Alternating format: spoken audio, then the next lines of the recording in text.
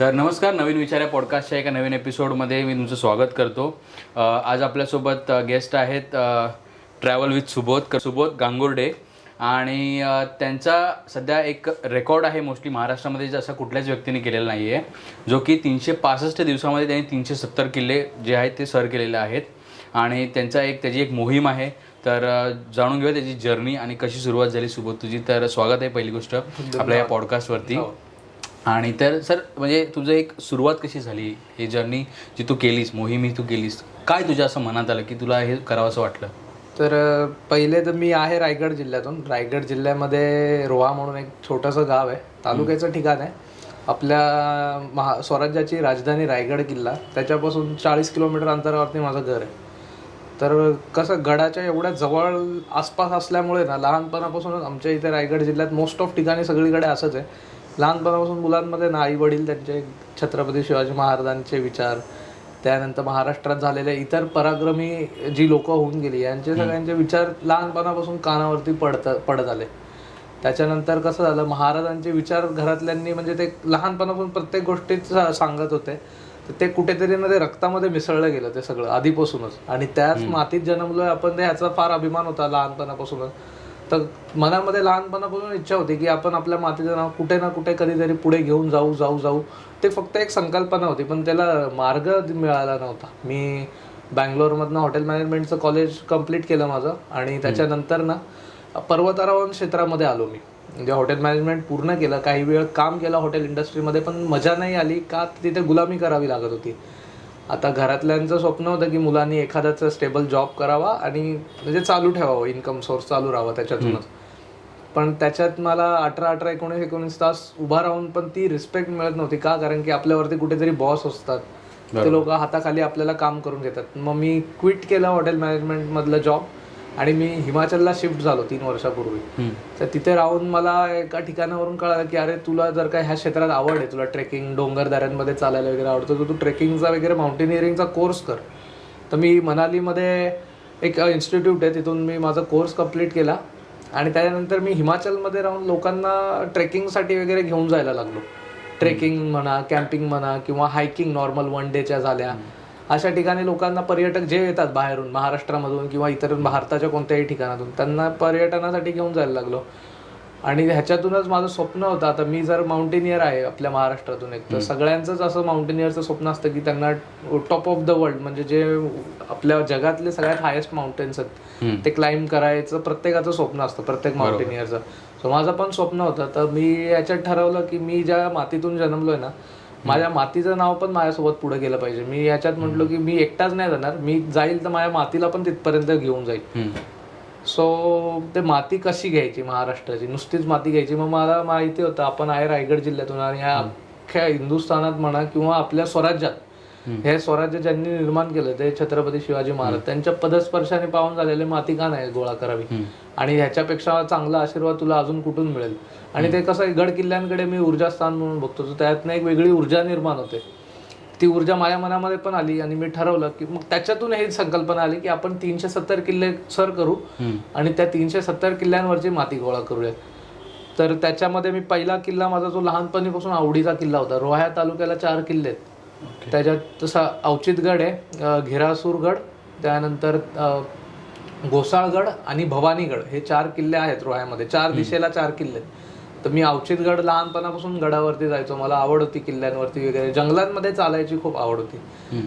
So मी अवचितगडावरून सुरुवात केली. मी पहिले तर पायी प्रवास करायचं ठरवलं होतं. पहिले 100 किलोमीटर चालून बघितलं, पण चालल्याच्या नंतर मला कळालं की माझी बॉडी तेवढी केपेबल नाही आहे, चालता नाही येणार. मग मी सायकलचा आधार घेतला ह्या प्रवासासाठी. गाडीवरती पण करता आलं असतं, लोक बोलत होती हे काय गाडीवर केलं असतं असं तसं, पण ते मला ना म्हणजे त्याच्यात माझी मेहनत नसती लागली एवढी, मला ते स्वतःचं रक्त जाळून करायचं होतं. सो मग सायकल घेतली आणि सायकलवरती किल्ल्यांचा प्रवास सुरू केला. पहिला किल्ला अवचितगड होता. अवचितगडावरून सुरुवात केली, समुद्र किनारपट्टीच्या दिशेने गेलो, तिथून रेवदंडा, अलिबागवरनं मग मी आलो मुंबईकडे, पनवेल, ठाण्यामध्ये पण किल्ला आहे भुईकोट, तो केला. आणि ठाण्यातून मग मी तसा पुढच्या दिशेने सुरू झालो, ठाणा, पालघर, मग नाशिक, असे संभाजीनगर, नाशिक, संभाजीनगर, जळगाव वगैरे कंप्लीट केला. आणि मग तसा परत नगर जिल्हा कंप्लीट करून खाली आलो पुण्याकडे आणि पूर्ण मॅप तयार केला होता मी, किल्ल्यांचा अभ्यास करून प्रवास सुरू केला. आणि याच्यात बऱ्याचशा कसे चॅलेंजेस आले. महाराष्ट्रभर प्रवास करायचा होता आणि माझ्या मागे कोणतीच संस्था नव्हती, काही नव्हती. माझ्या स्वप्नांचा प्रवास होता, तो करायसाठी निघालो होतो. तर त्याच्यात मला मी सुरुवातीला बऱ्याच लोकांना भेटलो की सर आपण असं एक हे राबवतोय शिवकार्य, ह्याच्यात तुम्ही जरा मला सपोर्ट करा. वेल नोन माणसं होती, पण अर्ध्या लोकांनी येड्यात काढलं, अर्धी लोक म्हटली अरे असं करून काही मिळणार नाही, काय म्हणजे तुझं स्वतःचं बेनिफिट काय आहे स्वतः. तर म्हटलं फक्त प्रत्येक वेळा आपण स्वार्थ स्वतःचाच बघून नाही चालला. आपण ज्या माती जन्म घेतो आपण काहीतरी देणं पण तर लागतो ना. ते असं सांगून लोकांना पटलं नाही आणि शक्य नव्हतं वाटत, ते पॉसिबल नव्हतंच. 300 एवढ्या कमी दिवसामध्ये एवढे सगळे किल्ले, ते पण सायकलनी. सो तेव्हा ट्रस्ट नाही केला, पण नंतर हळूहळू जसं जसं माझे टप्पे पुढे पुढे जात गेले मग लोकांना बिलीव्ह झालं आणि मग लोकांनी खूप छान सपोर्ट केला. आणि ॲक्च्युली म्हणजे जर माझा प्रवास एकट्याचा होता, पण तो अख्ख्या महाराष्ट्राचा प्रवास झाला. आणि लोकांनी जे महाराजांच्या विचारांवर चालणारी खरी माणसं आहेत ना, त्यांनी मला काही का होईना पर त्यांच्या मार्फत जी काही होईल ती मदत केली. आर्थिक नाही म्हणत आहे, इतर गोष्टींमध्ये. म्हणजे जसं आता एखाद्या मला किल्ल्यावर जायचं, त्या किल्ल्यावरती जाताना त्याच्या पायथ्याला त्यांची ओळखीची लोक असायची, मग ते मला कनेक्ट करून देत जायचे आहे. मग ह्याच्यात हा प्रवास एकट्याचा नाही राहिला, सगळ्या माणसांनी महाराष्ट्रातून सपोर्ट केला, त्यामुळे मला खूप सोपं पडलं प्रवास पूर्ण करायला. बरोबरच. नक्कीच जे म्हणजे सुरू करतात नाही जे लोक असे एखादं एक्स्ट्रा ऑर्डिनरी काम, त्यांना सुरुवातीला वेळच बोललं जातं, अजून पण बोलतात. तर ते वेळच बोलत ते लोकच कुठेतरी काय ना काहीतरी ही गोष्ट करतात. आणि जेव्हा हे गोष्ट होते तेव्हा सगळे जोडले जातात. महाराष्ट्रातले म्हणा तर सगळेच लोक जोडले जातात.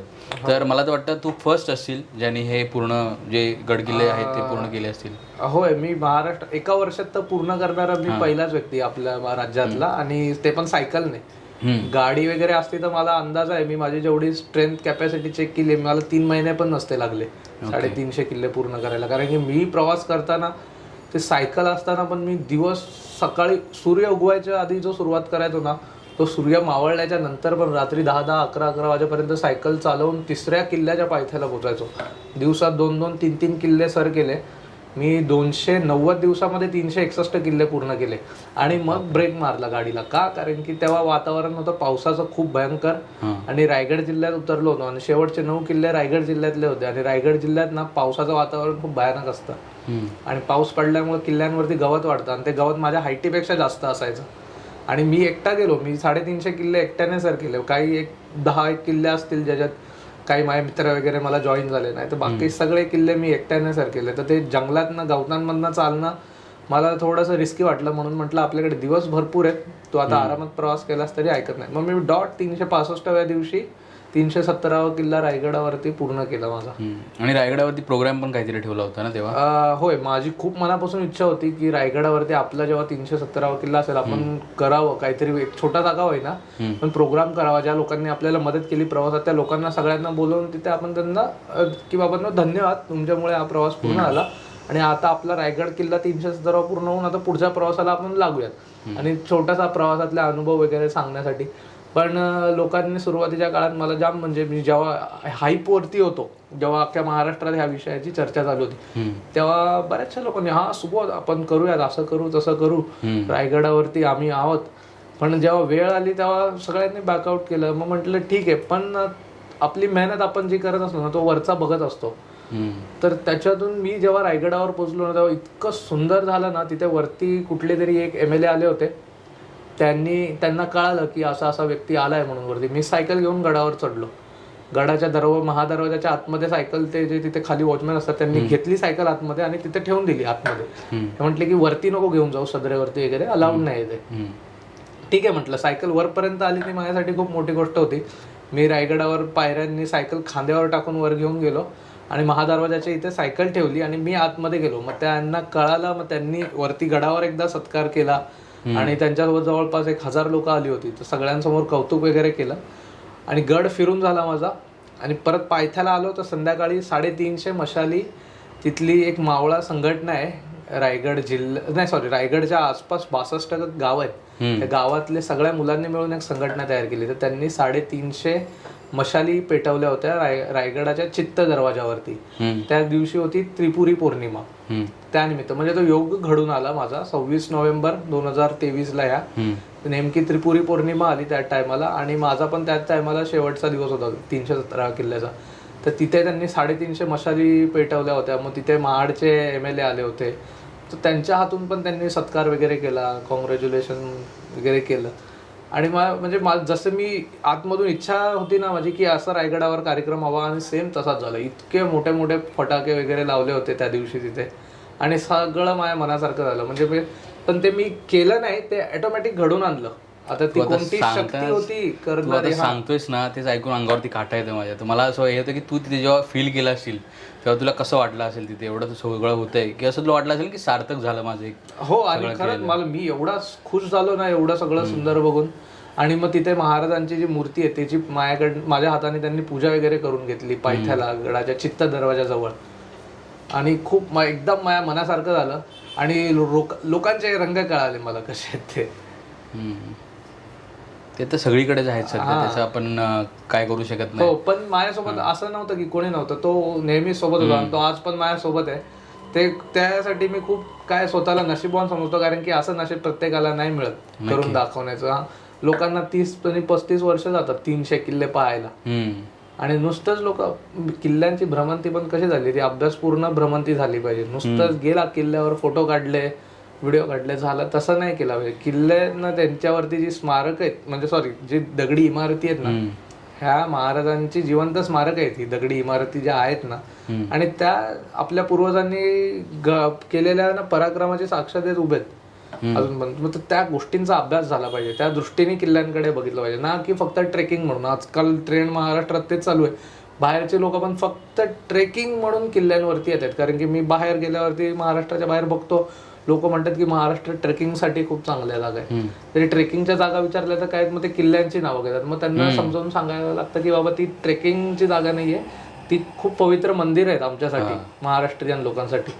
नाही, हे कुठेतरी आत्ताच्या आमच्या तरुणाईला कळायला पाहिजे की बाबा ते ट्रेकिंगच्या जागा नाही, ती मंदिर आहेत खरे, ती पवित्र जागा आहे. तिथे मावळ्यांनी रक्त सांडलं होतं त्यांचं स्वराज्य निर्माण करताना. मग त्याच्याकडे आपण त्या नजरेनेच बघितलं पाहिजे, त्या पवित्र नजरेने बघितलं पाहिजे. तसे सुद्धा आहेत, असं म्हणता येणार नाही की नाही आहेत. तसे सुद्धा आहेत जे आपल्या गडकिल्ल्यांना तशा रूपातच बघतात, तशा ह्याच्यातच बघतात. काही आता जी जनरेशन जास्त मोजता येतील अशी लोक आहेत. हां, ते तर आहेच. बट मोस्टली बाहेरची लोक किंवा नॉन महाराष्ट्रीयन लोक, ह्या लोकांना जास्त करून त्याची अवेअरनेस नाही. बट ती आपणच नाही केली अवेअरनेस, किंवा आपणच त्याच्या बाबतीत एक धाक नाही ठेवलाय की इथे तुम्ही येते तर ही जागा महाराष्ट्रासाठी तशी इम्पॉर्टंट आहे आणि तशी आहे, तर तुम्हाला इथे यायचं तर त्याची काळजी घेऊन याल. किल्ल्यांवरती ते तेवढं पावित्र नाही राखलं जात, आणि नाही दारूच्या बाटल्या सापडल्या जातात, इतर सगळ्या गोष्टी, नशेडी गोष्टी, सिगरेटचे तुकडे वगैरे. मी मोबाईलमध्ये प्रत्येक ठिकाणच्या त्या व्हिडिओज वगैरे काढलेले आहेत, सगळ्या प्रत्येक ठिकाणची, की कुठल्या किल्ल्यावरती काय परिस्थिती आहे आत्ताच्या काळात बघायला गेल्यावरती. आपली महाराष्ट्रातली लोक, मी बघितलं एक डोळ्यासमोरचं उदाहरण होतं, त्या मुली त्या बाहेरच्या दिल्लीच्या लोकांना घेऊन आल्या होत्या आणि ते लोक सगळे उभे राहून वरती सिगरेट पित होतो. मी त्यांना विचारलं खडकरून की तुम्ही आलायत कुठून, त्या मुली बोलल्या महाराष्ट्रातून. आणि मराठी बोलायलाच तयार नाहीत ते बाजूची माणसं. मी म्हटलं हे महाराष्ट्रीयन नाही आहेत. मग त्या मुलींना बडबडलो की बाबा तुम्ही ह्या अशा जागांवरती ह्यांना पर्यटकांना घेऊन येता आणि ह्या अशा गोष्टी करायला होता. म्हणजे कुठेतरी ना आपणच आपल्या मातीचं पावित्र्य राखलं नाही. मुली महाराष्ट्रीयन होत्या, पुण्याच्या होत्या, त्यांना येऊन मग तिथे त्या किल्ल्यांवरती या सगळ्या गोष्टी करणं चुकीचं आहे. आता पर्यटन म्हणून फिरायला जायचंय तर तुम्ही ते धबधबे आहेत इतर ठिकाणी जा ना, कुठेही रील्स बनवायला आणि व्हिडिओज करायला, त्यासाठीच जास्त करून. आणि आपलं त्याच्या बाबतीत असं हे पण आहे ना, म्हणजे काय बोलतात त्याला, एक आपली एज्युकेशन सिस्टीम पण कुठेतरी कमी पडते, की 5वीच्या इतिहासच आपल्याला गडकिल्ल्यांचा किंवा महाराजांचा इतिहास सांगितला जातो, आणि ते पण नुसता सांगितला जातो पुस्तकात, एखाद्याच्या 2 चॅप्टर असतात आणि मुलं अभ्यासतात फक्त मार्कापुरतं. त्या पलीकडे शिवाजी महाराज अभ्यासच नाही. आणि ते सगळ्यात पहिलं मला असं वाटतं इम्पॉर्टंट, की एज्युकेशन सिस्टम मध्ये आपण आपल्या बाहेरची संस्कृती सांगण्यापेक्षा आपल्या महाराष्ट्राची किती मोठी संस्कृती, आणि एवढ्या सगळ्या राष्ट्रांमध्ये महाराष्ट्रालाच खूप मोठा इतिहास आहे. आणि महाराष्ट्राला राष्ट्र असं एकाच फक्त राज्याला तेच ना, मग आपण आपली संस्कृती वाढवण्यासाठी तो शिक्षण पद्धतीमध्ये पण ते आणलं पाहिजे. ह्या सगळ्या गोष्टी, महाराजांचा इतिहास सांगितला पाहिजे मुलांना. सगळ्या ह्याच्यात मुलं अभ्यासतायत आता सध्या ते मार्कापुरता तेच.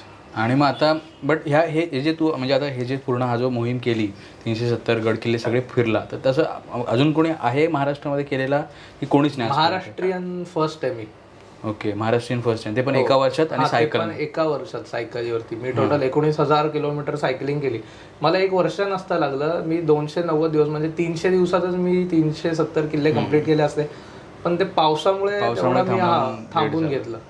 ओके, मग आता हे जे सगळं जेव्हा तू एकदम सगळा प्रवास पूर्ण केलास, त्यामध्ये असं कुठला लक्षात राहण्यासारखा किंवा असा एखादा कुठला प्रवास किंवा असा इन्सिडेंट कुठला घडलेला असा एखादा? असं तर खरं बघायला गेलं तर मला अजून पण, मी जेव्हा शेवटचा किल्ला रायगड चढलो ना, तेव्हा मला माझ्या पहिल्या दिवसापासून ते 370व्या रायगडापर्यंत येईपर्यंतचा प्रत्येक पायरी एक एक चढताना एक एक दिवस आठवत होता की मी कशी मेहनत केली, काय काय मी किती, म्हणजे आता कसं सांगायचं, ते खूप खूप चॅलेंजिंग होतं. आणि एकट्याने एवढं फोकस राहणं त्यासाठी, असं मध्ये मध्ये विचार यायचे ना की सोबत कोणासाठी करतोयस, तुला काय भेटणार आहे करून, तुला उद्या काय झालं तर कोणी विचारायला तरी येणार आहे काय, 2 दिवस विचारेल, तिसऱ्या दिवशी कोणाला काय पडलेली नसेल, जो तो आपल्या आयुष्यात भिजवेल. पण नाही, मी हार नाही मानली, एका डेडिकेशननी चालत राहिलो. आणि त्याच्याचमुळे माझ्या केसाला पण धक्का नाही लागू दिला, कारण की मी कधी कोणाचं वाईट नाही केलं. नाही तर आपण बोलतो अरे साप वगैरे फिरत असतात जंगलांमध्ये, मला नेहमी दिसतात साप, अजून पण दिसतात, पण कधीच मला त्रास नाही झाला या सगळ्या गोष्टींचा. का, कारण की कुठेतरी मी माझे पवित्र ध्येय घेऊन निघालो होतो हातामध्ये, आणि माझे विचार चांगले असल्यामुळे मला कधी नाही त्रास झाला. मी अशा जंगलात प्राणी बघितले की ज्यांची मला नावं पण नाही माहिती, आणि ते असे प्राणी माझ्या डोळ्यासमोर येऊन गेले.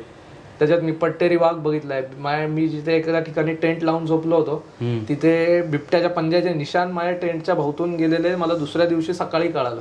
ते पण एक पुजारी आले आणि त्या पुजाऱ्यांकडनं मला ही गोष्ट कळाली. जेव्हा ते मला ओरडले, माझ्या टेंटवरती त्यांनी पूर्ण बादली भरून पाणी फेकलं होतं. हो नाही, आतमध्ये बघायसाठी. मी एका भयानक घनदाट किल्ल्यावरती जाऊन झोपलो होतो, जिथे अलाउड नाहीये, फॉरेस्ट डिपार्टमेंटमध्ये तो किल्ला. ओके, पण माझ्याकडे ऑप्शन नव्हता, कारण की मला करायचंच होतं शेवटी, ते ऑप्शन नव्हता. म्हणून मग मला थोडंसं इलिगल पद्धतीने का होईना पण न सांगता तिथे फॉरेस्टमध्ये जावं लागलं. आणि अंधार झाला म्हणून मग टेंट लावून तिथे झोपलो होतो. मग आता याच्या पुढे काय, आता पुढे कसं काय ठरवलेस?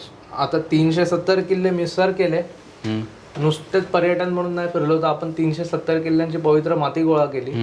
आणि माझी अशी इच्छा आहे की आता त्या 370 किल्ल्यांच्या मातीपासून छत्रपती शिवाजी महाराजांची एक छोटीशी सुंदर मूर्ती तयार करून ती मूर्ती रायगडावरून ते जगातल्या सगळ्यात उंच पर्वतावरती घेऊन जायची आहे. तर त्याच्यामध्ये आत्ता मी कसं करतोय, मला वाटलं होतं महाराष्ट्र एवढा मोठा आहे आणि इतके महाराजांचे इथे म्हणजे सगळे शिवभक्त आहेत, हे मला कमी नाही पडू देणार. आणि मी इथूनच महाराष्ट्रातून आत्ता ही मोहीम झाल्याच ताबडतोब एव्हरेस्टकडे गेलो. पण तसं झालं नाही. लोकांनी मला कौतुक खूप केलं, पण जी खरी मदत हवी होती त्या पर्वतापर्यंत जाईपर्यंत ती कदाचित झालीच नाही मला. सो आता मी भारताचा प्रवास करायला निघतोय परत एक. आत्ता हा जो आपण प्रवास केला हा वर्ल्ड रेकॉर्ड अटेम्प्ट झालाय.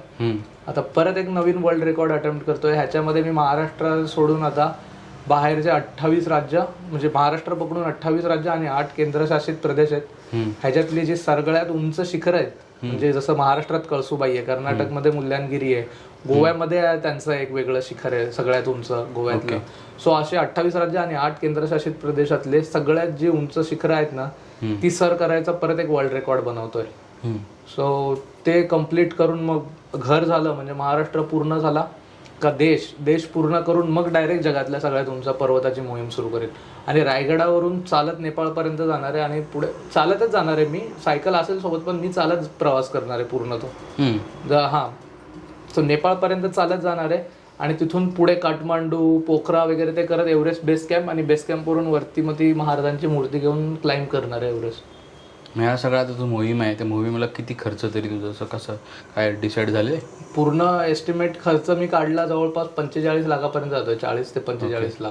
मग हे जे फक्त एव्हरेस्टवाला की बाकी सगळं सुद्धा? नाही, ओनली एव्हरेस्ट, फक्त एव्हरेस्टसाठीचं. ओके, मग ते आता तुला एवढं सगळं जे लोक आहेत जेवढे सपोर्टला, त्यामधून त्याला तुला काय भेटतंय की नाही होते, म्हणजे काय? नाही, अजून तरी मी कोणाकडे पैसे मागितलेच नाहीत माझ्या एव्हरेस्टच्या मोहिमेसाठी. पण आता मला वाटतंय की लोकांनी पुढे येऊन आता हेल्प करायला घेतली पाहिजे, कारण की आता शेवटी मी एक टप्पा पार केला. नाही तर कसं बऱ्याच वेळेला होतं की लोक बोलतात अरे कसं काय करेल, नाही होणार लोक, कारण की असे बरेच येतात. पण मी एक टप्पा एवढा मोठा जो अशक्य होतं तो टप्पा पार करून आता माझ्याकडे ते माझ्या शब्दांमध्ये वजन आलंय की नाही बाबा करणारच. आणि मी किती मला वर्ष लागू देत ह्या प्रवासात, पण माझं जे गोल आहे ते मी साध्य करूनच थांबेल. मग त्यासाठी मला भले पुढचे 10 वर्ष का लागेना. होईल नक्की होईल. तुझं जे ठरवलंयस ना ते नक्की होईल. हो. कारण की महाराष्ट्राची जनता तुला सुद्धा साथ देईल. हो. आणि जनतेने द्यायच्या आधी जे मला वाटतं आता आम्ही जे सुद्धा पॉलिटिक्सच्या हिशोबाने हे करतो तर मला वाटतं आपले जे किती असतील आमदार, एक सरकारचे जरी बघितले जे स्थापन करण्यासाठी 150 आमदार लागतात, 148.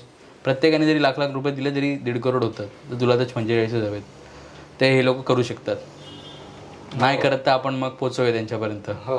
की कसे, बरोबर की नाही. महाराष्ट्राची जनता सुद्धा विचारेलच त्यांना की काय होतंय किंवा काय नाही होतं. जर एखादा व्यक्ती चाललाय, एखादा व्यक्ती करतो तर का नाही करू शकत. सगळ्यांच्या करोडच्या प्रॉपर्टी आहेत. त्याच्यात माझा स्वार्थ काय आहे की बाबा मला फक्त या महाराष्ट्राच्या मातीचं नाव इंटरनॅशनल लेवलला घेऊन जायचंय आणि ते मीच करणार. माझी एवढीच इच्छा आहे की मलाच घेऊन जायचंय ते नाव. आता आपल्या महाराष्ट्रात पण भरपूर माउंटेनियर्स आहेत ना, कितीतरी आहेत, पण किती लोकांनी त्यांच्या मातीचं नाव तिथपर्यंत घेऊन पोहोचले. ही पण विचार करण्यासारखी गोष्ट आहे ना. माझी एवढीच इच्छा आहे की मी ज्या क्षेत्रात काम करतो ना त्या क्षेत्रात माझ्या मातीचं नाव पुढे गेलं पाहिजे. एकंदरीत मला महाराष्ट्राला रिप्रेझेंट करायचं इंटरनॅशनल लेवलला. आता याच्यासाठी बघू किती लोक सपोर्टला पुढे येत आहेत. करतील नक्कीच करतील. तर आता ते बघूयाच आपण पुढे. आपल्याला समजेलच कसं कसं काय काय होते. प्रवास तुझा जो पुढचा आहे तो.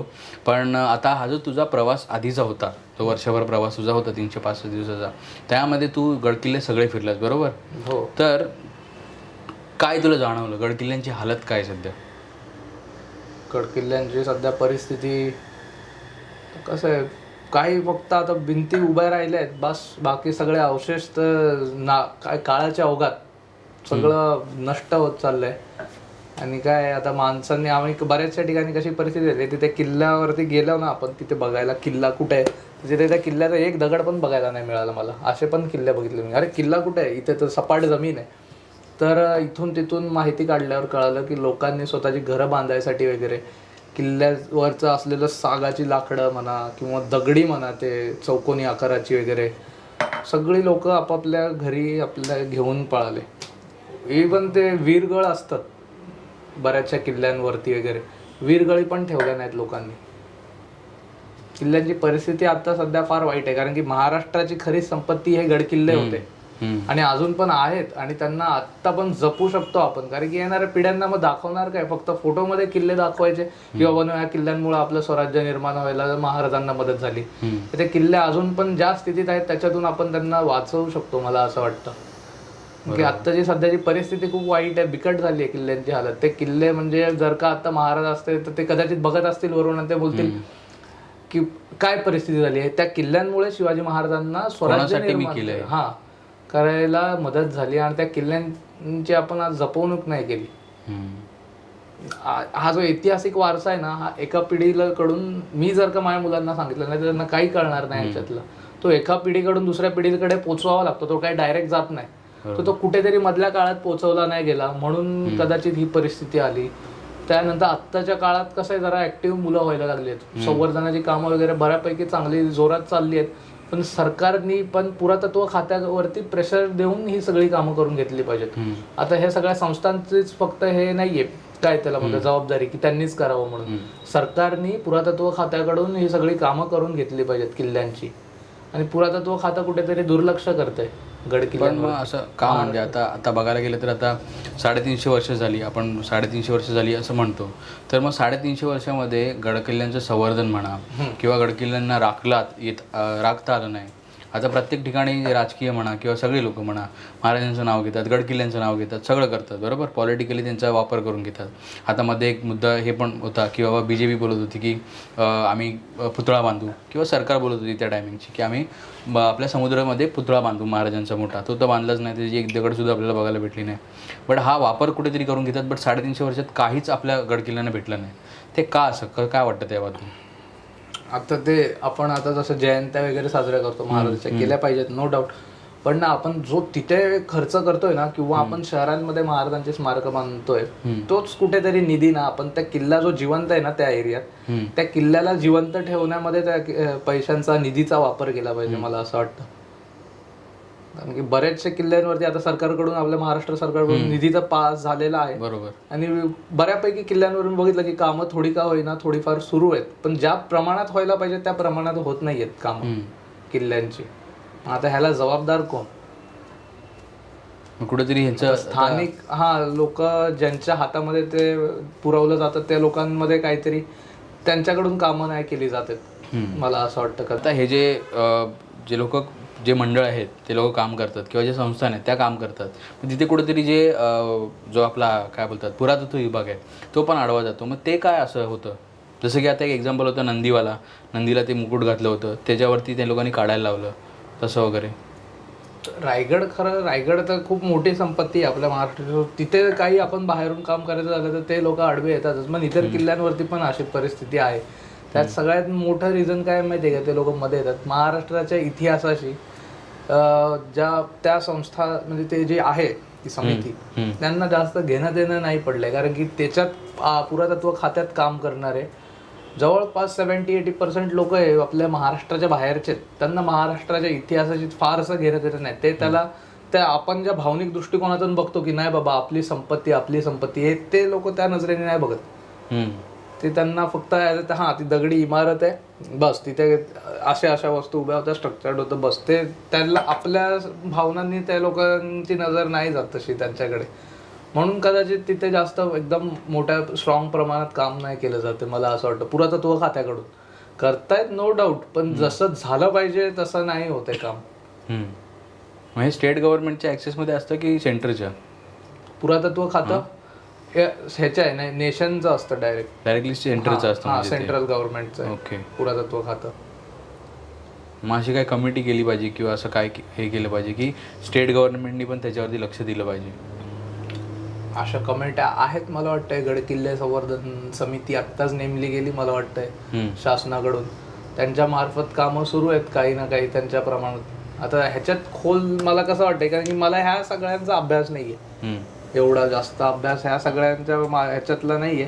पण नॉर्मली आता मी किल्ले पाहिले तर त्या किल्ल्यांच्या परिस्थितीवरून अंदाज लावता येतो की बाबा आपल्या इथे काम त्या लेवलला केलं जात नाहीये. किल्ल्यांना आता मी पण प्रवासात असताना मी बघत होतो किल्ल्यांसाठी निधी आलाय, पण त्या किल्ल्यांवरती मी जाऊन बघितलं त्या किल्ल्याची काय अवस्था आहे, काहीच नाही तिथे. अरे म्हणजे निधी आला मग तो गेला कुठे? निधीचं केलं काय? तसाच पडून असतो. 100 करोडचा निधी तसाच पडून असतो जागेवर. किल्ल्याचं काम नाही होत. काही ना काहीतरी ते लोकल लोकांमध्येच काही ना काहीतरी होतं आणि ते कामं अडकवून ठेवतात. किल्ल्यांची कामं होऊ नये. ओके.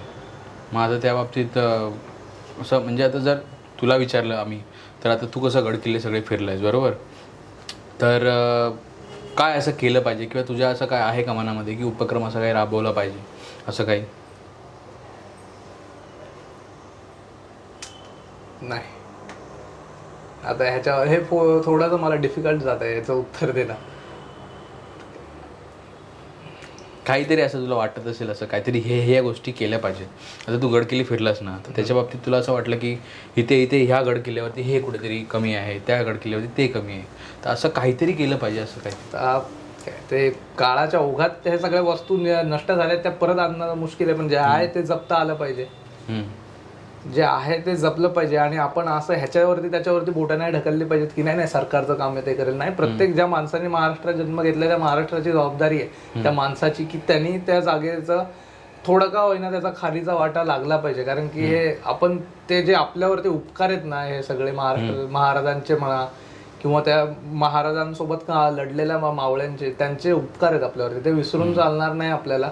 तर त्यांच्यासाठी आपण त्या किल्ल्यांवरती जाऊन मेहनत केली पाहिजे. आणि महिन्यातून का होईना पण एकदा तरी त्यांच्यावरती स्वच्छता मोहीम म्हणा अशा मोहिमा राबवल्या, अभ्यास मोहिमा राबवल्या पाहिजेत, जेणेकरून आता किल्ल्याच्या बऱ्याचशा वस्तू, तो हनुमंतगड म्हणून एक कोकणात किल्ला आहे, सह्याद्री प्रतिष्ठानच्या टीमनी तो अख्खा दरवाजा जमिनीखाली मातीत दबला होता, तो अख्खा दरवाजा बाहेर काढलाय दबलेला आणि त्याचा आकार पूर्ण आता दिसून यायला लागलाय. तिथे महाराजांची मूर्ती वगैरे पण बसवली एक सुंदर त्यांनी. अशी कामं आपण प्रत्येकाने केली पाहिजेत ना की एखाद्या संस्थेनेच केलं पाहिजे किंवा सरकारचंच काम आहे ते. आपल्यासारख्या प्रत्येक ज्या माणसाने महाराष्ट्रात जन्म घेतला त्या प्रत्येक माणसाचं कर्तव्य आहे की त्यांनी काही ना काहीतरी त्याचा वाटा दिला पाहिजे किल्ल्यांसाठी. पण कुठेतरी हे गव्हर्नमेंटचं जास्त करून काम नाही, कारण की सगळ्याच व्यक्तींना जमणार नाही. जसं की मेट्रोपॉलिटन सिटीमध्ये लोक काम करतात, तसं एखादा नॉर्मली कॉमन मॅन आहे किंवा एखादा नॉर्मल व्यक्ती आहे जो शिक्षण झालं त्याच्यानंतर तो कामाला लागला, तो सगळं करतोय, फॅमिली त्याला हे करायचं, त्याला एक करिअर सेट करायचं आहे, त्याला वेळ नाही किंवा त्याला तेवढा वेळ देता येत नाही त्या गोष्टींसाठी, बट त्याला इच्छा खूप आहे, तर तो त्याचा टॅक्स पे करतो. जे करतायत त्यांना मदत करावी. जे लोक काम करतायत, जे लोक त्या कसं आहे ना ते तर जो ऐतिहासिक वारसा आपण पुढे घेऊन निघालोय, जे लोक घेऊन चाललेत पुढे त्यांना आपण सपोर्ट केला पाहिजे. मग जर का मला नाही जमलं तर मी त्याला सपोर्ट करेन, तो कोणत्याही माध्यमातून असेल. ओके. मग आता ह्या बाबतीत किती म्हणजे एक जर सिम्पल एक लँग्वेजमध्ये म्हणजे एका लाईनीमध्ये विचारायला गेलं की ही सगळ्या ज्या गोष्टी घडत आहेत बरोबर, आता तू मेन कसं तू पूर्ण गडकिल्ले फिरलास, त्याला तू समोरून बघितलास आणि असं महाराष्ट्रात तर मला वाटतं एकच व्यक्ती आहे ज्यांनी गडकिल्ले स्वतःच्या डोळ्यांनी सगळे गडकिल्ले बघितले, त्यांची परिस्थिती बघितली, त्याला जाणलं की नक्की काय चालू आहे आणि गडकिल्ल्यांची परिस्थिती आहे काय. जर हा प्रश्न कोणाच्या मनात असेल तर तो तुला क्वेश्चन करावा. तर पूर्ण महाराष्ट्राकडनंच मला एक तुला प्रश्न विचारायचा आहे की सध्या तरी जी परिस्थिती चालू आहे बरोबर, तर त्या बाबतीत कोणाची पूर्णपणे म्हणजे फॉल्ट आहे या गोष्टीमध्ये, गव्हर्नमेंटचा किती आहे, लोकांचा किती आहे, असं किती आहे? दुर्लक्ष आपल्याकडूनच झालंय. कोणाला एकाला ब्लेम नाही, माझ्याकडून दुर्लक्ष झालंय, सगळ्यांकडून प्रत्येकाकडनं दुर्लक्ष झालं कुठे ना कुठे. काळाच्या ओघात मग या गोष्टी आपण लक्ष नाही दिल्यामुळे त्या नष्ट होत गेल्या. पण आता जागृत पिढी आहे, आत्ताची पिढी जागृत आहे, लोकांचं लक्ष गेलंय किल्ल्यांवरती, तरुणाईचं लक्ष गेलंय आणि आता काम करायला सुरुवात केली आहे सगळ्यांनीच. जे महाराष्ट्रीयन म्हणून लोक मुलं सगळी आता गड किल्ल्यांकडे विशेष लक्ष द्यायला लागले. चुकी सगळ्यांचीच झाली आपली की आपण आपल्याला भेटलेली संपत्ती आपण खरी जगली नाही. आपल्याला आता बरेचसे लोक होते काय ते दगडी इमारती आहेत, नुसते दगड बघायला काय जायचं, म्हणजे नुसती दगडी इमारती नाहीत, महाराजांची जिवंत स्मारक आहेत, त्यांनी केलेल्या पराक्रमाची साक्ष देत उभा राहिलेल्या त्या इमारती आहेत, त्या आपण जपल्या पाहिजेत मला असं वाटतं. आणि ते आपण गेल्या काही काळामध्ये जपल्या गेल्या नाही मागच्या काळात, म्हणून त्यांच्याकडे दुर्लक्ष झाल्यामुळे ते काळाच्या ओघात वाहून गेल्या, तशा पडझड झाली त्यांची. आणि त्याच्यात सगळ्यात मोठा हात 1818ला जेव्हा ब्रिटिशांनी हमला केला तेव्हा त्यांनी तर सगळंच उद्ध्वस्त करून गेले. त्यात जे काही राहिलं होतं ते जपणं आपलं काम होतं, ते आपण जपलं नाही. मग आता एक शेवटचा फक्त प्रश्न, सगळं त्याच्यामध्ये एक लास्ट प्रश्न की जसं ह्या गोष्टी आहेत जसं कॉमन मॅननी सुद्धा केल्या पाहिजेत, तसंच मोस्टली जर आपण बघायला गेलं तर ह्याचा एक जो इम्पॅक्ट आहे किंवा ह्याचं जे सगळं केलं पाहिजे होतं ते कुठेतरी गव्हर्नमेंटच्या हातात आहे, जे पॉलिटिशियन्स आहेत त्यांच्या हातात होतं बरोबर. तर जर तुला चान्स भेटला पॉलिटिक्समध्ये यायचा आणि हे सगळ्या गोष्टी करायचा तर तू येशील की नाही, काय तुझं डिसिजन असेल? माझ्याकडून महाराष्ट्रासाठी एखादं चांगलं काम होत असेल, म्हणजे मी जसं मला खूप वाटतं की नाही मी ह्या ज्या मातीत जन्म घेतला याचे उपकार तर मला फेडता नाही येणार, पण मी जाता जाता काहीतरी कॉन्ट्रीब्युशन ह्या मातीमध्ये माझं देऊन जाईल महाराष्ट्राच्या मातीमध्ये. तर मला जर का असा एखादा चान्स मिळाला की समाजासाठी म्हणा आपल्या राष्ट्रासाठी एखादं चांगलं काम करायचं तर मी नक्कीच त्यामध्ये म्हणजे येईल नक्कीच. नक्की तुझा पुढाकार हाच आम्हाला खूप छान वाटला की तू घेतोयस आणि त्या बाबतीत तुला यायचं आहे. कारण की आजकालच्या लोकांमध्ये सगळं करायला सगळ्यांना असतं की हे झालं पाहिजे ते झालं पाहिजे, बट ते करायला उतरत कोण नाही. हो, त्याच्यामुळे तू पुढाकार घेतोस हे ऐकून खूप छान वाटलं आणि तुझ्यासारखा व्यक्ती घेणारच हेच मला वाटलं होतं. कारण की महाराजांचे गडकिल्ले तू एवढे फिरलायस, सगळं केलेस तू त्या बाबतीत. तर छान वाटलं तुझा प्रवास आणि तुझा जो पुढचा फ्युचरचा जो प्रवास आहे तो सुद्धा चांगला व्हावा आणि लवकरच व्हावा हीच आमची अपेक्षा असेल. आम्हाला ते बघायचं आहे पूर्ण सगळं आणि जे तुला त्याच्यासाठी गरज आहे, नीड आहे, जी सगळी आर्थिक मदत झाली किंवा बाकी सगळी मदत झाली तुला लवकरच भेटो. बाकी लोक नाही बट महाराष्ट्राची जनता तुला तरी सुद्धा हेल्प करेल त्या गोष्टीसाठी, त्याचा नक्की. आणि आम्ही सुद्धा हेल्प करू तुला त्या बाबतीत. तर धन्यवाद तुझं आपल्या पॉडकास्टवरती आल्याबद्दल आणि वेळ दिल्याबद्दल. तर मित्रांनो, आपण जी 370 किल्ले सर करून महाराष्ट्र ते माउंट एव्हरेस्टची मोहीम हाती घेतली होती, याच्यामध्ये आपल्या सगळ्या महाराष्ट्र जनतेचा खूप छान मला रिस्पॉन्स मिळाला आत्तापर्यंत आणि असंच प्रेम तुम्ही मला पुढे पण द्याल अशी अपेक्षा करतो. जय हिंद, जय महाराष्ट्र आणि जय शिवराय. थँक्यू.